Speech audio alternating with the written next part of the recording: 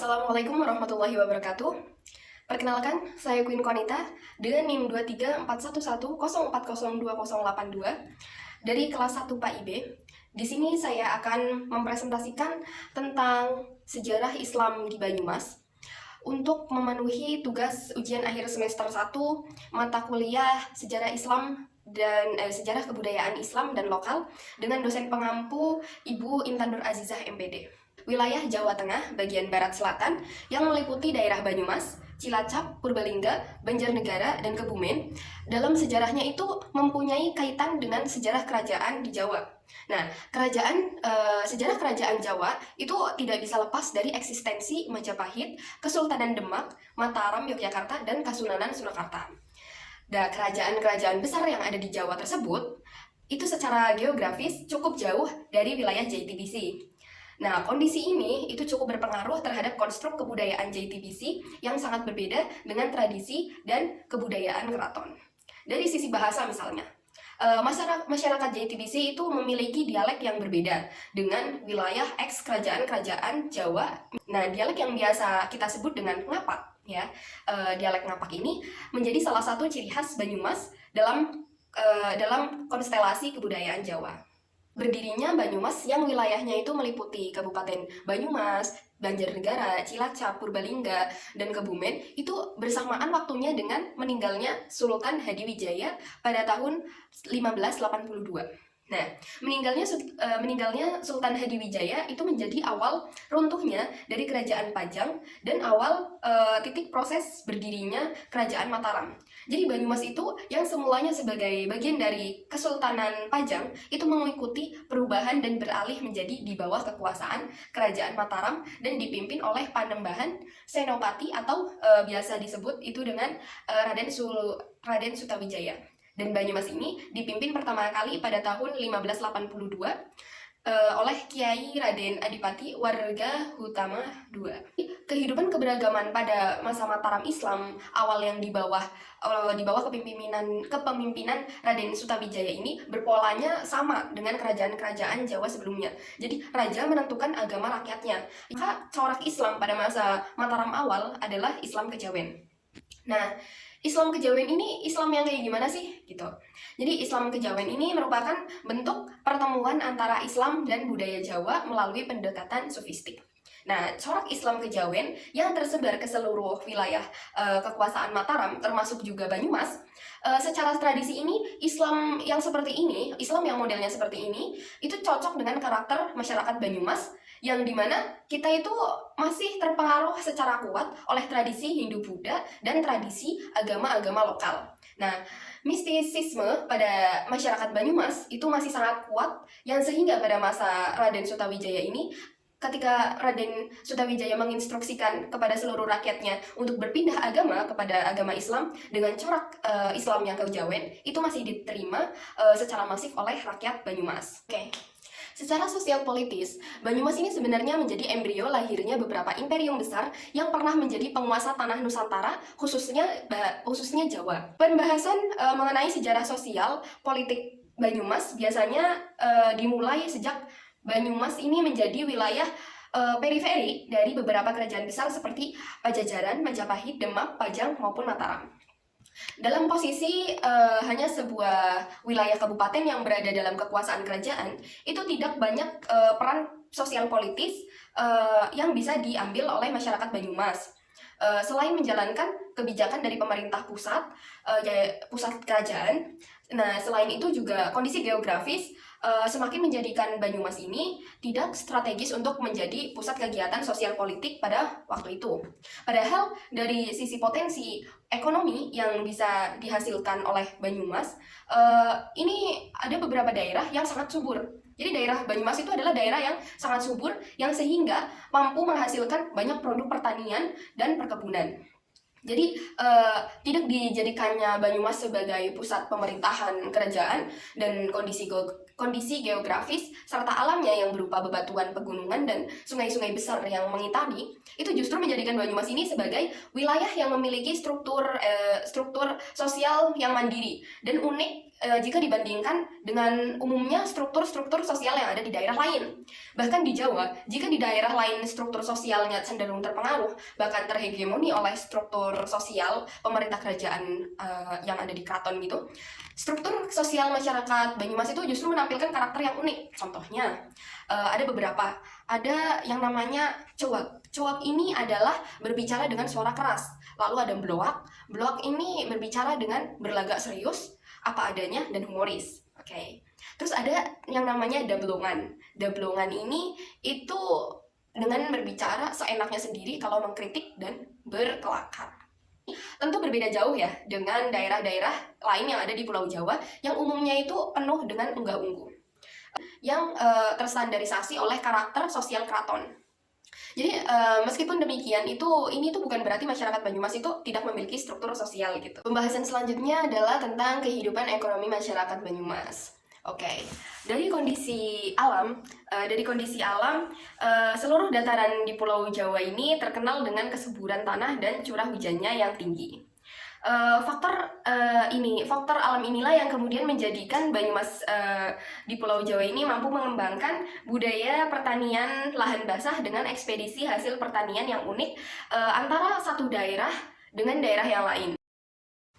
Lalu perekonomian masyarakat Jawa ini yang termasuk Banyumas itu sedikit mengalami perkembangan ketika memasuki abad keempat, di mana kerajaan-kerajaan besar yang ada di Jawa ini mulai membuka jalur perdagangan dengan negara-negara lain yang ada di kawasan Asia seperti India dan Cina. Nah, profesi masyarakat juga berkembang ya, jadi tidak lagi mengharuskan pekerjaan itu hanya sebagai petani, tapi juga ada beberapa yang sebagai pedagang, eksportir barang, atau juga sebagai penguasa kapal angkut barang. Dan selanjutnya adalah mengenai tentang Islamisasi wilayah Jawa Tengah di bagian barat. Sebelum kedatangan orang-orang Islam dari tanah Arab maupun Gujarat ini, kondisi politik di tanah Jawa ini sedang mengalami yang namanya krisis yang diakibatkan oleh konflik antar agama. Suasana politik yang tidak stabil di tanah Jawa ini dimanfaatkan oleh banyak kalangan untuk memperkuat pengaruh baik politik, ekonomi, sosial maupun keagamaan. Salah satunya adalah yang dilakukan oleh Sultan Muhammad I yang mendapatkan laporan dari para saudagar Gujarat bahwa wilayah Jawa jumlah umat Islamnya itu masih sangat sedikit dan belum memiliki kemampuan untuk melakukan dakwah secara secara masif. Mohon maaf. Umat Islam yang ada baru mampu membentuk komunitas kecil-kecilan saja, jadi tidak memiliki nilai tawar yang strategis untuk sosial politik. Nah, atas usulan dari para saudagar, Sultan Muhammad I ini kemudian membentuk tim ekspedisi dakwah ke Tanah Jawa yang dipimpin oleh Maulana Malik Ibrahim, di mana misi utama dari dakwah dari tim ini itu adalah melakukan dakwah Islam dengan menonjolkan sisi moralitas, terus ada pembangunan ekonomi dan masalah keamanan kepada masyarakat Jawa yang pada masa itu sedang dilanda krisis moral, keamanan dan sosial dan ekonomi. Keberadaan Maulana Malik Ibrahim bersama timnya yang menyebarkan ajaran Islam di tanah Jawa ini menjadi titik awal periode dakwah Islam secara sistematik di tanah Jawa. Proses dakwah Islam melalui lembaga kewalian ini berlangsung selama 6 angkatan ya, dan mampu menghasilkan sebuah imperium besar kerajaan Islam di tanah Jawa yang menggantikan hegemoni kerajaan-kerajaan Hindu-Buddha sebelumnya. Selanjutnya adalah peran wali dan ulama lokal. Yang pertama adalah Syekh Mahdum Wali dan Raden Banyak Belanak atau Panembahan Senopati.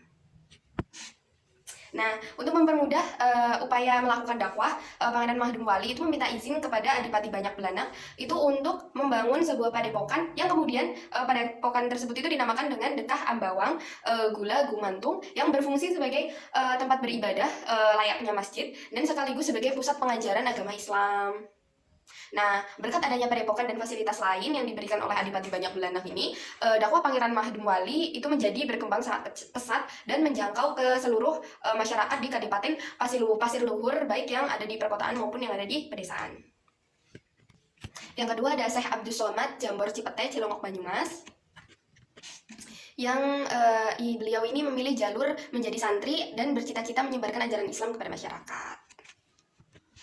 Lalu selanjutnya ada Pangeran Jambu Karang dan Syekh Atas Langit. Ada Syekh Abdul Kahfi Al-Awal. Lalu yang terakhir ada Syekh Mubin Bulus Pesantren. yang beliau ini menulis beberapa buku tentang akhlak, moralitas, dan norma-norma agama yang kemudian dijadikan sebagai bahan ajar yang disampaikan kepada anak didiknya hingga mudah diajari dan diamalkan. Yang selanjutnya adalah Islamisasi periode akhir. Pada periode ini itu Islamisasi di Jawa itu jelas tak berjalan secara linear. Dan dengan adanya kebangkitan gerakan Wahabi yang dinisbatkan pada Muhammad bin Abdul Al-Wahhab ini, sejak pertengahan abad ke-18 itu mengubah arah gerak pembaharuan di kalangan pengikut tarekat Syataria dan Naksabandiyah di Minangkabau yang mulai menemukan momentum pada 1870-an. Dan gerakan yang semulanya damai itu berubah menjadi gerakan padri radikal dengan paham dan praktis amat mirip dengan Wahabi setelah kembalinya 3 haji dari Tanah Suci pada awal abad ke-19. Dalam waktu yang bersamaan juga jumlah pesantren itu meningkat. Jadi sebagian didirikan pula oleh haji yang baru saja kembali dari Tanah Suci. Nah, proses santrinisasi itu juga didorong oleh penguatan reorientasi syariah penganut tarekat yang khususnya dari Naksabandiyah, Khalidiyah, Qadariyah, wa Naksabandiyah yang diikuti oleh tarekat-tarekat yang lain. Salah satu faktor terpenting meningkatnya santrinisasi Jawa itu adalah kebangkitan berbagai organisasi modern di kalangan Muslim. Nah, di tengah-tengah polarisasi itu, Islam itu secara keseluruhan terus menemukan momentum-momentum untuk menciptakan proses Islamisasi yang lebih intens karena berhadapan dengan kekuasaan kolonial yang mendorong kristenisasi. Nah, Sokaraja juga melahirkan kiai dari politisi, ahli fikih, dan utamanya adalah tarekat. Dari semuanya, barangkali tidak ada yang menyamai reputasi Kiai Haji Saifuddin Zuhri yang pernah menjadi Menteri Agama era Soekarno akhir gitu. Lalu ada tarekat dan ekonomi batik. Nah, sejak kolapsnya industri gula pada akhir 1920-an, batik itu menggantikan sebagai penggerak utama ekonomi lokal Sokaraja melalui pendekatan ulama. Di Indonesia itu gerakan pembaharuan itu bermacam-macam. Namun yang terkenal ada 2, yaitu ada NU dan Muhammadiyah.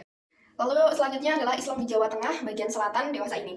Yang pertama adalah kebangkitan Islam Puritan. Puritanisme ini itu bertujuan untuk mengajak umat Islam kembali ke sebuah identitas Islam yang otentik melalui implementasi kembalinya hukum syariah yang menurutnya tradisi jurisprudensi klasik hanya dianggap sebagai cara berpikir yang menyesatkan. Dan semangat Puritan, Abdul Al-Wahhab hendak membebaskan Islam dari semua perusakan yang diyakininya itu telah menggerogoti Islam seperti tasawuf, tawasud, rasionalisme, ajaran-ajaran Syiah dan berbagai praktek inovasi bid'ah. Nah, berdasarkan dari pengamatan peneliti terhadap 2 organisasi keislaman yang Puritan yang berkembang di wilayah ini itu adalah adanya Majelis Tafsir Al-Quran atau disingkat dengan MTA dan Al-Irsyad. Selanjutnya adalah tren Islam moderat. Dalam Islam moderat, dalam konteks keseindonesiaan adalah Islam yang menyejukkan, bukan ekstrim atau radikal, anti terhadap kekerasan atau tidak menempuh garis keras di dalam mengimplementasikan keberislamannya.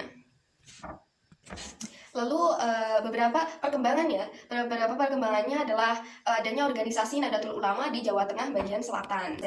Lalu selanjutnya adalah perkembangan Muhammadiyah di Jawa Tengah bagian selatan. Nah, lalu selanjutnya adalah tren Islam liberal. Nah, golongan Islam liberal itu tidak menzahirkan diri mereka sebagai orang yang menolak agama, tetapi berselindung di sebalik gagasan mengkaji semula agama, mentafsir semula Al-Quran, dan menilai semula syariat dan hukum-hukum fikih. Mereka itu menolak segala tafsiran yang dianggap lama dan kolot mengenai agama, termasuk hal yang telah menjadi ijma para ulama. Termasuk tafsiran daripada Rasulullah dan para sahabat serta ulama mujtahid. Jadi bagi mereka itu agama hendaklah disesuaikan kepada realita sesama sekalipun terpaksa menafikan hukum-hukum dan peraturan agama yang telah diputuskan. Jadi jika terdapat hukum yang tidak menepati zaman, kemudian hak-hak manusia dan tamadun global, maka hukum itu hendaklah ditakwilkan atau seboleh-bolehnya itu digugurkan. Sekiranya sekian yang bisa saya sampaikan mengenai sejarah Islam di Banyumas. Kurang lebihnya mohon maaf bila ada salah kata, salah berbuat, itu adalah datangnya dari saya sendiri, dan semua segala yang baik-baik dan yang sempurna adalah datangnya dari Allah.